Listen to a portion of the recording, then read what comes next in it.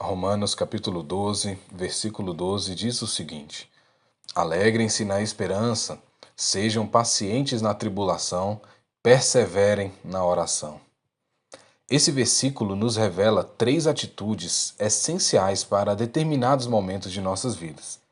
Iniciando pela atitude de alegrar-se.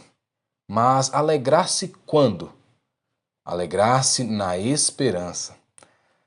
Alegrar-se na esperança é crer no invisível, enxergar além do que pode ser visto com os nossos olhos humanos.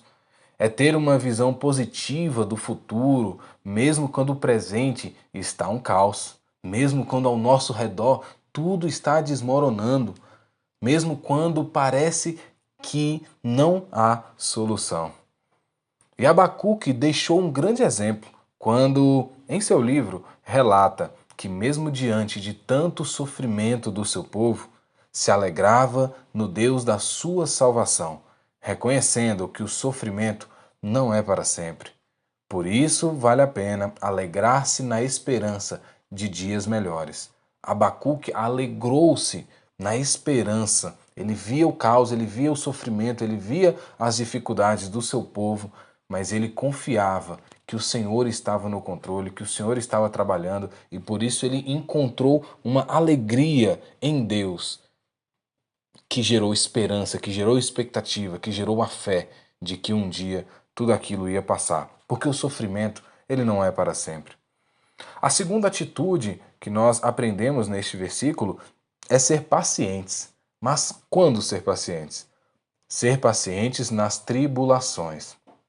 Acredito que esse é um desafio maior que o primeiro, porque esperar em Deus em meio às dificuldades da vida é um tanto quanto difícil.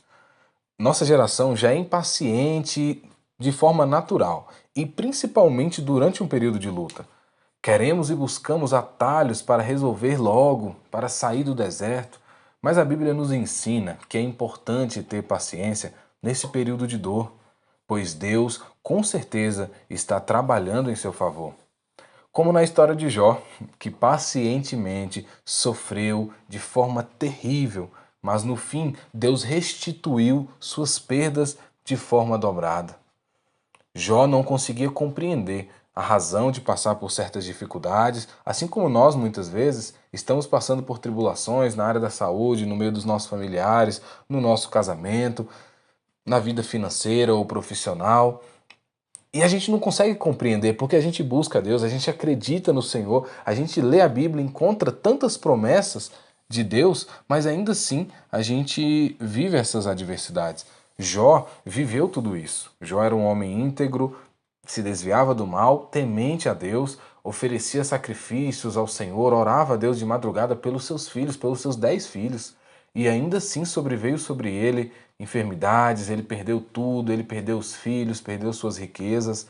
Ele não conseguia compreender, mas ainda assim, Jó, ele foi paciente. Por isso que existe essa frase muito clichê de ter a paciência de Jó, porque Jó confiava que no tempo certo, como ele mesmo disse lá no capítulo 19, no tempo certo o seu redentor iria vir e iria devolver a ele tudo aquilo que ele tinha perdido. Então ele sabia que na hora certa o Senhor estaria agindo em seu favor. Ele teve que ter paciência nas tribulações. E é justamente isso que Paulo nos ensina em Romanos 12. Não é nada fácil. Para Jó não foi fácil sofrer daquela forma, assim como sei que para você e para mim não é fácil viver algumas situações da vida, porém é necessário a gente aprender com Deus a ser pacientes nas tribulações, porque o Senhor ele age na hora certa em nosso favor. E por fim, a Bíblia nos ensina a perseverar na oração. E não há exemplo mais emblemático que aquele daquela viúva, descrito em Lucas 18, onde ela dia e noite insistia para um juiz julgar a sua causa. A Bíblia diz que apesar daquele juiz não temer a Deus e nem aos homens, decidiu julgar devido à perseverança daquela mulher.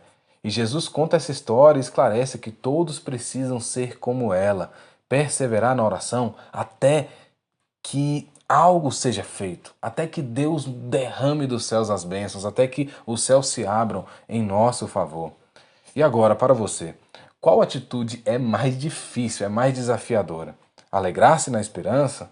Ser pacientes na tribulação ou perseverar na oração? Bom, é hora de aplicar esses princípios bíblicos em nossa vida para sim viver o melhor de Deus nessa terra. Que Deus te abençoe em nome de Jesus.